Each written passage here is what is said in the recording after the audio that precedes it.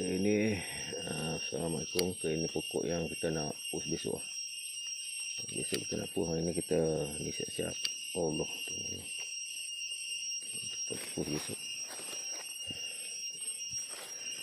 Ini induk dia. Ni induk pokok Ini hasil buah dia. Ni anak benih. Ni anak benih dia. Ni hasil tuk kita buat tu. Dia punya akar tu. Ni saiz-saiz macam ni kita jual daripada ladang tu.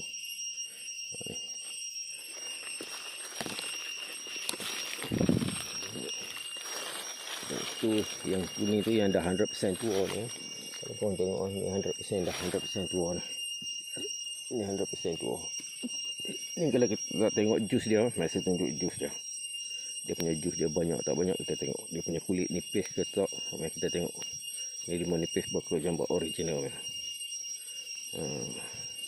Ni limau nipis bakar jambak original yang ni ada tersenarai di dalam Jabatan Pertanian. Korang boleh Google tengok tu, dia punya kulit macam ni. Kau tengok dia punya air.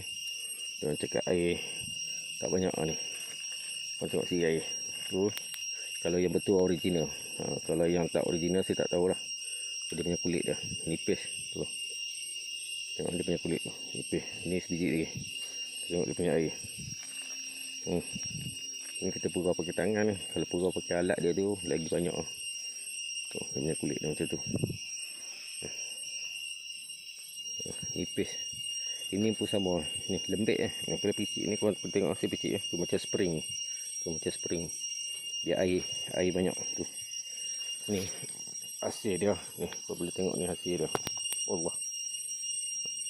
Ni hasil dia. Yang ni yang dia gugur sebab dia dah 100% tua, dia gugur. Yang ni saja saya buat research. Saya nak biarkan dia gugur semua. Dia gugur semua. Yang ni semua saya dah petik buah ni. Boleh tengok kat WTT saya. Yang saya cakap kat WTT saya ada update semasa ke semasa. Okey, assalamualaikum. Ni anak pokok anak pokok yang kita jual. RM1 sepokok daripada ladang. Ni semua induk-induk yang kita buat ni induk dia. Ni semua induk dia. Okey. Assalamualaikum.